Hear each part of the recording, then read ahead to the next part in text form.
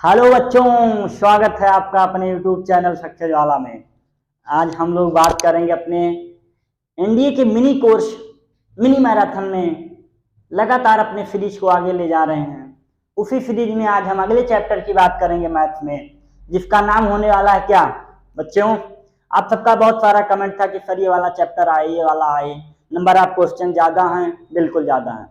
तो जिस चैप्टर की आज बात करने जा रहे हैं वो चैप्टर वाकई में वेटेज वाला है। जी सर, बिल्कुल। तो उस चैप्टर का नाम ही सर क्या है बता दीजिए फिर। स्टैटिक्स नाम है चैप्टर का। क्या? स्टैटिक्स। संख्याइकी बोलते हैं इसे, मतलब संख्या से कुछ नंबर से रिलेटेड काम होगा इसमें। तो नंबर आएगा तो सर डेटा की बात करेंगे, बिल्कुल। तो किसकी बात करने वाले हैं? स्टैटिक्स की।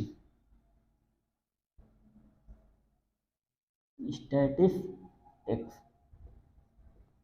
इसमें हम संख्याइकी की बात करेंगे। संख्याइकी का मतलब नंबर्स की बात करेंगे, नंबर मतलब डेटा की बात करेंगे। पूरे स्टैटिक्स में हम किसकी बात करेंगे? डेटा की बात करेंगे। What is data? डेटा का मतलब एक ऐसी वैल्यू जो आप रिप्रेजेंट करेंगे कैसे क्या हो रहा है, कोई चीज कहाँ पे डिनोट की जाएगी, किस ग्राफ का होगा।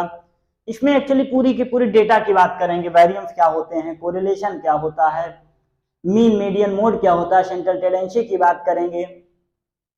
तो उसी के पास हम आते हैं। पहले डेटा, पर आपने वर्ड लिया data. What is data? Data का मतलब होता है नंबर्स। नंबर्स का मतलब उसका उन सबका अरेंजमेंट सीखेंगे किसमें? स्टैटिक्स में। There are two types of data. First आप बात करेंगे रॉ डेटा, इसी को बोलते हैं discrete data. Discrete data.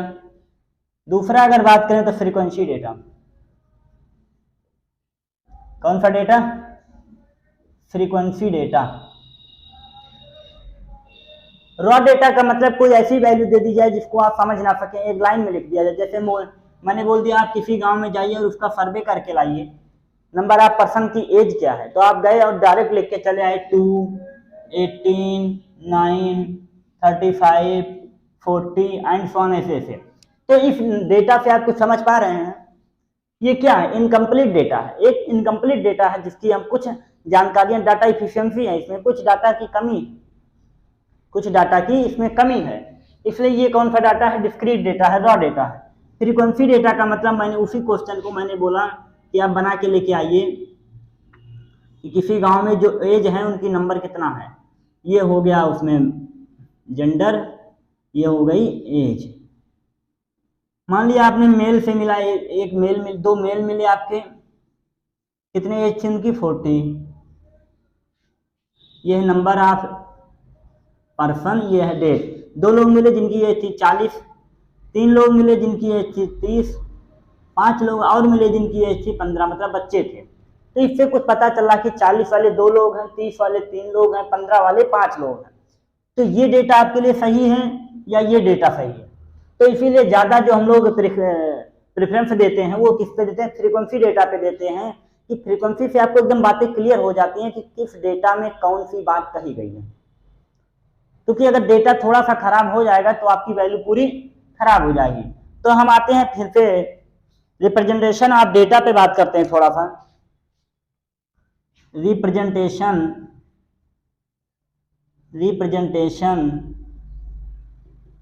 Of data. There are 5 types of representation data.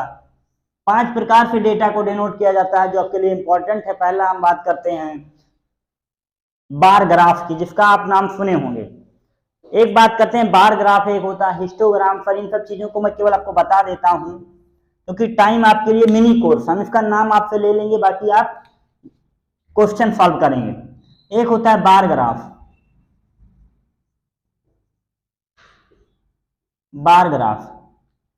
दूसरा हमारा जो होता है हिस्टोग्राम।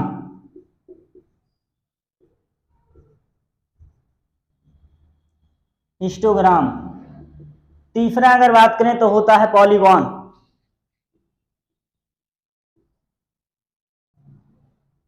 पॉलीगॉन। चौथे की अगर बात करें तो पाई चार्ट होता है। एक पाई चार्ट होता है सर, पाई से तो मतलब निकलता है 22/7, pie chart.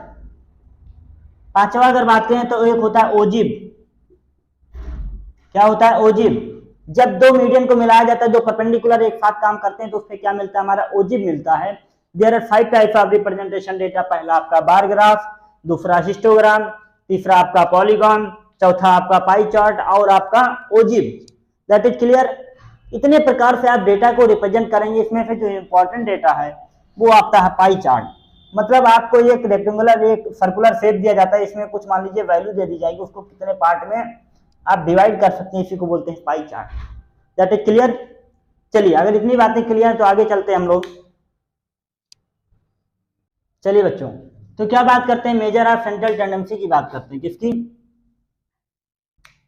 Measure of central tendency सबसे इंपॉर्टेंट टॉपिक है, सबसे आसान लैंग्वेज में आज आपको सिखा देंगे, इससे आसान हो नहीं सकता। मेजर ऑफ सेंट्रल टेंडेंसी की बात करेंगे। कितने प्रकार की, मतलब केंद्रीय प्रवृत्ति की माप करेंगे कि आपका डेटा जो आपको प्राप्त हुआ वो कैसा डेटा है, जो आपको डेटा मिला वो डेटा किस प्रकार का है, आपका डेटा कैसा है। तो उसमें हम फर्स्ट ऑफ ऑल बात करेंगे, मीन की बात करेंगे। मीन को डिनोट किससे करते हैं? एक्स बार से डिनोट करते हैं। हिंदी में मतलब होता है माध्य। दूसरा हम क्या बात करेंगे? मीडियन की बात करेंगे। मीडियन का मतलब होता है माध्यिका, मतलब बीच वाला। अगला अगर हम बात करें तीसरे की, तो तीसरा हम क्या करेंगे? मोड। इन्हीं तीन प्रकार के डेटा की हम बात करेंगे कि हमारा डेटा है कैसा। तो मीन का मतलब तो सर माध्य होता है, मतलब एवरेज भी बोल सकते हैं इसे। क्या? एवरेज। इधर देखेंगे सब लोग, ठीक है। अगर खराब हुआ, समझ नहीं आया, तब बताएंगे आप लोगों को। माध्य को हम बोल सकते हैं एवरेज। पर एवरेज का मतलब एक ऐसी वैल्यू जो सभी के लिए कॉमन हो, उसी को बोलते हैं एवरेज। जो सभी वैल्यू के लिए कॉमन हो, सभी लोगों के लिए, उसको बोलते हैं एवरेज। मीडियन को मतलब होता है सर बीच वाला। क्या? बिल्कुल बीच वाला, मतलब एक ऐसी वैल्यू जो बीच में आपको लाई कर रही हो। जैसे 5 नंबर ऑफ नेचुरल नंबर में 1 से लेकर के 5 के बीच में कौन सा नंबर आएगा बच्चा? सर 3 आएगा। बिल्कुल क्लियर है। आगे बात करते हैं मोड की। Mode, what is mode? Most frequent value that is called mode. Most frequent value that is called mode, मतलब एक ऐसी वैल्यू जो बार बार आ रही हो, जिसकी आवृत्ति बार बार हो रही हो। लिख लीजिए, most frequent value that is called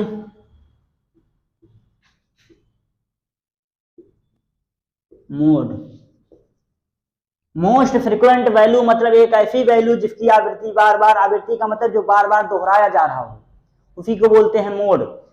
इसमें इतनी बातों के बाद हम इसको दो प्रकार से सीखेंगे। एक रॉ डेटा के लिए सीखेंगे, एक सीखेंगे फ्रीक्वेंसी डेटा के लिए। एक फ्रीक्वेंसी ऐसे ही इसमें करेंगे, एक रॉ डेटा के लिए, एक फ्रीक्वेंसी डेटा के लिए। हम तीनों की एक एक करके बात करते हैं, ठीक है। समझ में आया कितनी बात करेंगे? Mean, median, mode.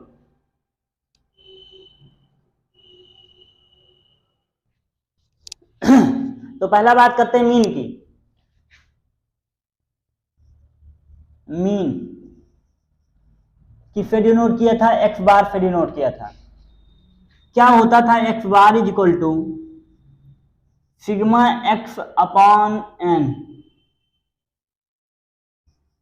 क्या बोला हमने? इस साइन को क्या बोलते हैं? सिग्मा। सिग्मा मतलब सम ऑफ ऑल ऑब्जेक्ट, मतलब टोटल ऑब्जेक्ट का आपको क्या करना है? सम करना है। उसी को बोलते हैं sigma f x, sigma x upon n. ये किस डेटा के लिए है?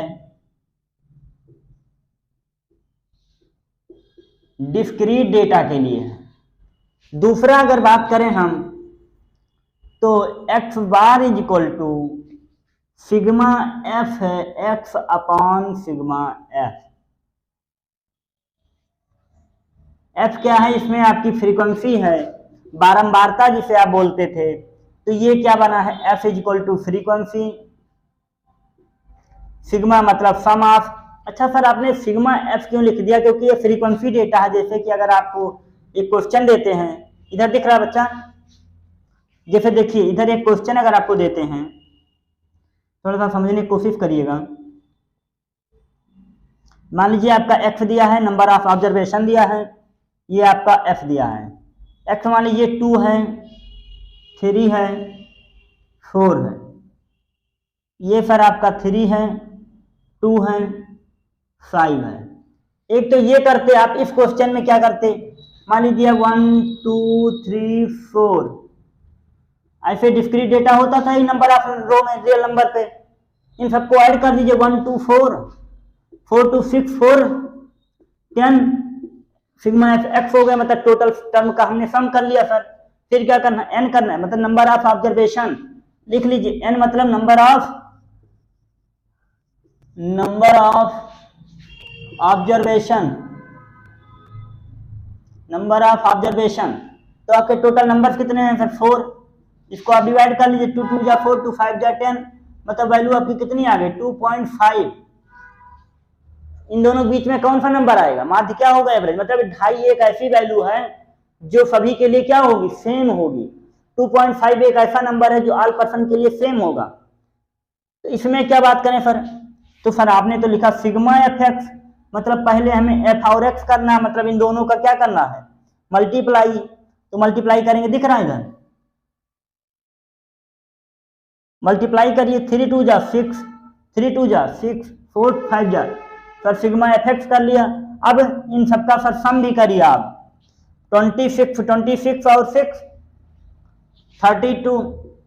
फिर आपने क्या बोला सर, सिग्मा एफ, मतलब जितने एफ है उनको जोड़ लीजिए, 3 2 5 5 10, आंसर क्या हो गया 3 इस तरह से आप मीन को डिराइव करेंगे, फाइंड आउट करेंगे। दैट इज क्लियर, समझ में आई सारी बातें, सबको दिख रहा है सभी को, ठीक है। फिर आगे चलते हैं,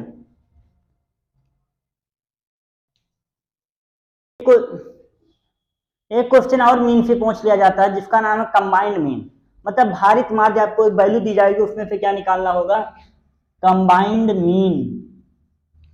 क्या होता है, इसके लिए डायरेक्ट एक फार्मूला होता है, नोट कर लीजिए, हर बार क्वेश्चन पूछा गया है।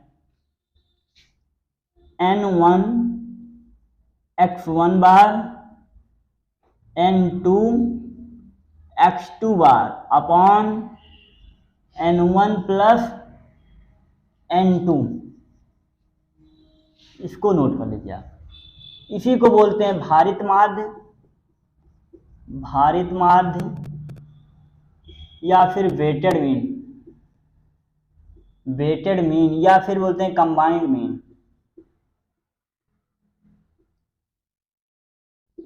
ये क्वेश्चन पूछा जाता है कंबाइंड मीन, यहां पे क्वेश्चन आता है, एकदम इंपॉर्टेंट है।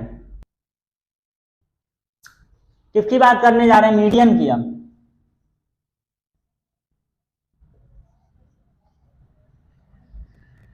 मीडियन, मीडियन का मतलब हमने बताया आपका क्या, मिडिल वाला टर्म, मिडिल टर्म। तो मिडिल टर्म निकालने के फिर इसमें फार्मूले क्या जरूरत है, देखिए फार्मूले कुछ नहीं जरूरत है। सबसे पहला पॉइंट क्या होना चाहिए, data should be in increasing order. Data आपका जो है या तो इंक्रीजिंग में होना चाहिए या फिर आपका इंक्रीजिंग ऑर्डर, मतलब आपका डेटा एक सीक्वेंस में होना चाहिए, या तो आपका इंक्रीजिंग हो या फिर डिक्रीजिंग हो, दोनों हो सकता है, लेकिन डेटा आपका एक सीक्वेंस में होना चाहिए कि या डाटा आपका घट रहा है कि डाटा आपका बढ़ रहा है। तो आपको मिडिल मतलब बीच वाला निकालना था। अगर हमने दे दिया आपको 1 2 3 4 एंड 5, हमने पूछा इसका मीडियन निकाले, तो मीडियन सब बीच वाला होता है, मतलब कि इन दोनों को जो अलग कर दिए, जो अलग कर दिए, क्या होगा, तीन हमारा क्या होगा, मीडियन हो गया। इससे आप निकाल सकते हैं क्या, बीच वाला। लेकिन फिर अगर 1 2 3 4 5 एंड फिर 6 दिया होता, तब क्या करते हैं, दो इधर से निकालते, दो इधर से, इनके बीच वाला होगा 3 + 7/, 2। लेकिन आप एक चीज देखिए, आपका डेटा कौन सा है, तीसरा वाला और चौथा वाले के बीच में है। मतलब आपका डेटा या तो तीसरा वाला होगा या तो चौथा वाला होगा। इनको ऐड कर लीजिए, इनको ऐड कर लीजिए, इससे आप बीच वाला निकाल सकते हैं। तो बीच वाला निकालने के लिए आपके पास बहुत तरीके हैं जिससे भी आप कर सकें, लेकिन इसमें जो इंपॉर्टेंट वाला है वो देखिए आप। ये तो डिस्क्रीट डेटा के लिए है। हम लोग जो ग्रुप फ्रीक्वेंसी डेटा की बात करते हैं, किसकी,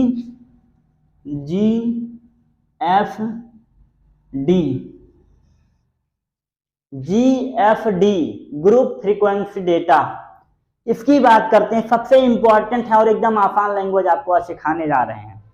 इसको किससे डिनोट करते हैं, M से। M is equal to L plus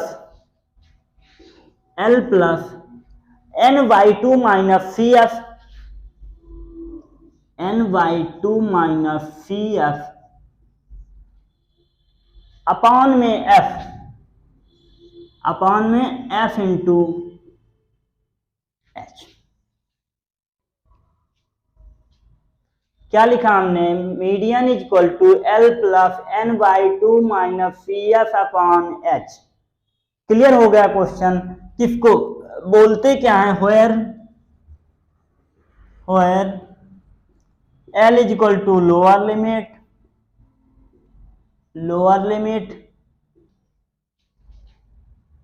N/2 number of observation का half, CF is equal to communicative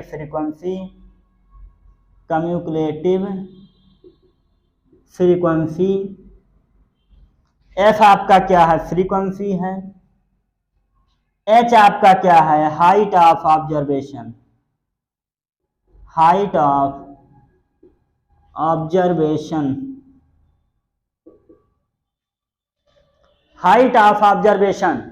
L हमारा लोअर लिमिट, N/2 मतलब नंबर ऑफ ऑब्जर्वेशन का टर्म। दूसरी चीज CF आपका क्या है, कम्युनिकेटिव फ्रीक्वेंसी, H क्या है हमारा, हाइट ऑफ ऑब्जर्वेशन, F हमारी क्या है, फ्रीक्वेंसी है। चलिए इस पे एक क्वेश्चन कर लिया जाता है ताकि आपका क्लियरनेस आ जाए। इतना नोट कर लीजिए, उसके बाद एक क्वेश्चन इस पे कर लेते हैं, इंपॉर्टेंट फार्मूला है। चलिए ये क्वेश्चन आपके सामने नोट है कि इस पे आपको क्या निकालना है, मीडियन निकालना है। क्या निकालना है, सबसे इंपॉर्टेंट क्वेश्चन है और हर बार एनडीए में पूछा गया है। एनडीए की नजरिए से ये आप एकदम समझिए रामबाण है। हर टाइप से एक क्वेश्चन 100% इसका रखा हुआ पेपर में। तो सबसे पहले सर हमें जरूरत क्या है फार्मूले में, बगल में फार्मूला लिख दीजिए तो और अच्छा हो जाए। L plus N/2 minus CF upon में F इंटू H। सर इतनी चीजों की हमें जरूरत है। तो सबसे पहले हम क्या बात करते हैं, थोड़ा हमने इसको इधर लिख दिया है, यहां दिख रहा क्या, L plus N/2 minus CF upon में F into H। That is clear. आगे हम बात करते हैं हमें जरूरत क्या क्या है सर। तो पहले हमें CF चाहिए, कम्युनिकेटिव फ्रीक्वेंसी चाहिए। क्या चाहिए, कम्युनिकेटिव फ्रीक्वेंसी। कैसे निकालते हैं आप कम्युनिकेटिव फ्रीक्वेंसी, सबसे पहले आप क्या करेंगे, आज जो डेटा दिया हुआ उसको आप नोट कर देंगे फ्रीक्वेंसी का। उसके बाद जो नंबर है ये आपका, उसी में इसको ऐड करते चलेंगे। 4 और 6 10, 10 और 10 20, 20 और 8 28, 28 और 4 32। तो ये क्या हो गया आपका, कैपिटल N हो गया। तो यहां से आप देखिए N/2 क्या आ जाएगा, मतलब 32/2 मतलब आपका 16 आ गया N/2। तो अब आपको जो 16 आया है इसको कम्युनिकेटिव फ्रीक्वेंसी में देखना है कहाँ मिलेगा आपको। 28 पे तो मिलेगा नहीं, 10 पे तो मिलेगा नहीं, कहाँ मिलेगा 20 पे। तो 20 के जस्ट ऊपर वाला क्या होगा आपका, F होगा। मतलब आपको क्या मिल गया, F इज इक्वल टू 10। जहां आपका मॉडल क्लास मिलेगा उसके बीच वाला क्या होगा, फ्रीक्वेंसी होगी। फ्रीक्वेंसी के ऊपर वाले क्लास को बोलते हैं मॉडल क्लास। तो इसी को बोलते थे हम क्या, एल और एच इन्हीं से निकल के आएगा। तो इसकी लोअर लिमिट क्या, मतलब 8 से शुरू हुआ सर 12 तक गया है, तो इसकी लोअर लिमिट एल क्या हो जाएगी सर 8। अरे वाह सर, समझ में आ रहा है, मजा आ रहा है। एल क्या हो गया, लोअर लिमिट हो गई आपकी। और क्या जरूरत थी, तो हमें एल मिल गया, n/2 मिल गया, सी एफ मिल गया, एफ मिल गया, बचा आपका एच। एच मतलब हाइट ऑफ डिस्टेंस आपको चाहिए, मतलब हाइट ऑफ डिस्टेंस की मतलब आपका जो डेटा है वो कितना वेरिएंट है, उसकी हाइट कहां से कहां तक लाई कर रही है। तो देखिए वैल्यू आपकी 0 से 4, 4 से 8, 8 से 12, 12 से 16, मतलब डिफरेंस कितने का आ रहा है बच्चा, सर 4 का आ रहा दिख रहा हमें। तो बस आपकी क्या हो गई, h = 4, यही आपका क्या हो गया, हाइट ऑफ ऑब्जर्वेशन हो गया। फार्मूला इनपुट कर दीजिए, आंसर ले लीजिए। क्या होता है फार्मूला, L की वैल्यू क्या है सर 8 है, प्लस n/2 की वैल्यू सर 16 है, CF की वैल्यू, अरे सर आपने तो निकाला नहीं, जो आपका मॉडल क्लास में फ्रीक्वेंसी जहां डिनोट की थी उसी से फर्स्ट क्लास वाली वैल्यू क्या होती है, CF होती है। तो CF आपका क्या हो गया, 10 हो गया। F क्या है सर 10 है, ये कितना है 4 है सर, कोई दिक्कत नहीं। 8 प्लस क्या हो गया 4/10 इंटू 4, 4 2 2 जा 4, 2 5 जा 10, 2 5 जा 10,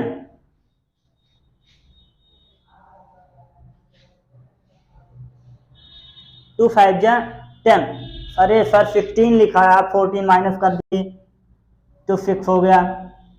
क्लियर, तो कितना हो गया 12, 6/10/4, 6 दूनी 12, 8 प्लस 12/5, 5 दूनी 10, 2 पंचे 10, मतलब वैल्यू जो आपकी आई 8 प्लस 2.5, मतलब आंसर हो गया आपका 10.5।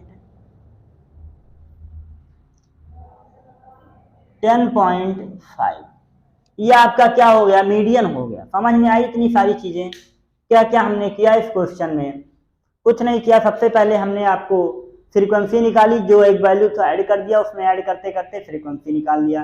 n/2 मैंने निकाला 16 आया, उसको चेक किया कहाँ पे लाई कर रहा, 20 वाले पे।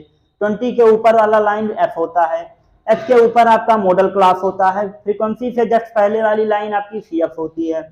CF के बाद आप डायरेक्ट फार्मूले पुट कर दिए, आंसर आ गया। दैट इज क्लियर, समझ में आया, आ गया। चलिए कोई बात नहीं, इसी के साथ आज के इस पार्ट को यहीं पर एंड करते हैं सेशन को। लेकिन मैं अगर मेहनत कर रहा हूं तो आप भी करिए, मैं अगर 8 बजे आपके लिए क्लास दे रहा हूं तो आप पढ़िए। 2 दिन बचे हैं, रक्षाबंधन का त्योहार भी है, लेकिन सब कुछ भूल के। तो चलिए बच्चों, ये क्लास आपको अच्छी लगेगी, सबसे आसान लैंग्वेज है ये आपका स्टैटिक्स का। तो इसी के साथ अपनी क्लास को एंड करते हैं, मिलते हैं अगली क्लास में। जय हिंद बच्चों।